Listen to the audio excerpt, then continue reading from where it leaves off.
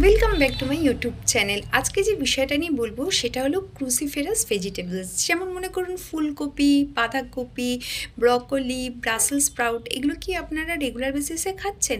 তবে আপনারা কিন্তু নিজেরাই আপনাদের শরীরে ইস্ট্রোজেন হরমোনের কিন্তু ব্যালেন্স করছেন, কারণ এইটার মধ্যে ফাইটো হরমোন দেখতে পাওয়া যায়। আর এইটার মধ্যে যেটা দেখতে পাওয়া যায় সেটা হলো ইন্ডোল 3 কার্বনিল, আর থাকে ডিম মানে ডাই ইন্ডোলি মিথেন। ডিম হচ্ছে এমন একটা জিনিস যেটা আমাদের শরীরে অ্যান্টি অক্সিডেন্টের ক্ষমতাকে অনেকাংশে বাড়িয়ে দেয়।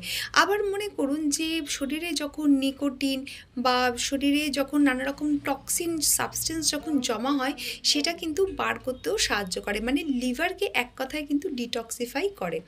ইস্ট্রোজেন হরমোন শরীরের জন্য ভীষণ দরকার, কিন্তু তার মাত্রা যখন অত্যাধিক হয়ে যায় সেটা কিন্তু আখেরে শরীরের ক্ষতি করে। যেমন মনে করুন breast cancer, ovarian cyst, infertility ইত্যাদি সমস্যা হয়। ক্রুসিফেরাস ভেজিটেবলস যদি আপনারা রেগুলার বেসিসে খান, সেক্ষেত্রে কিন্তু এই সমস্যার হাত থেকে অনেকটা দূরে থাকে। আবার মনে করুন এইগুলোর জন্য অনেক সময় স্কিনে অ্যাকিনি, পিম্পল, ড্রাই স্কিন ইত্যাদি হতে থাকে, কিন্তু ডিম যেটা ডিআইএম যেটা ক্রুসিফেরাস ভেজিটেবলসের মধ্যে থাকে, এই সমস্যাগুলোকে কিন্তু অনেকাংশে দূর করে।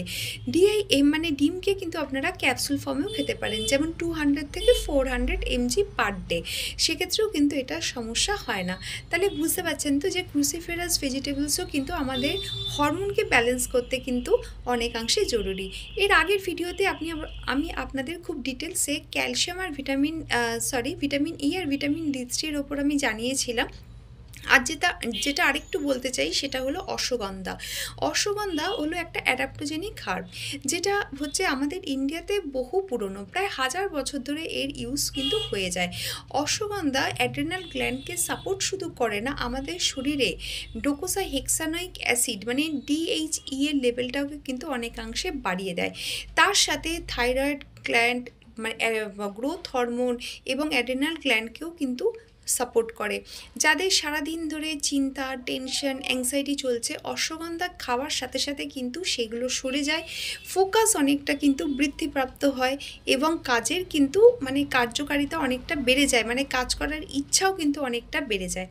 আরেকটা যেটা আছে, যেটা হরমোনের লেভেলকে আমাদের ব্যালেন্স করতে সাহায্য করে, সেটা হলো ইভিনিং প্রাইমোসার অয়েল। এটা কিন্তু আমাদের শরীরে প্রোল্যাক্টিনের হরমোনকে কিন্তু ব্যালেন্স করতে সাহায্য করে। এছাড়া মেনোপজাল ওমেনদের ক্ষেত্রে যা যা সমস্যা আছে, সেই সমস্যাগুলোকেও কিন্তু অনেকাংশে দূরীভূত করে। রেগুলার বেসিসে খাবারের মধ্যে এইগুলো তো রাখবেন, তার সাথে চেষ্টা করবেন সুগারি ফুড, জাঙ্ক ফুড এগুলো কম খেতে বা অ্যাভয়েড করতে। এবং যারা কন্ট্রাসেপটিভ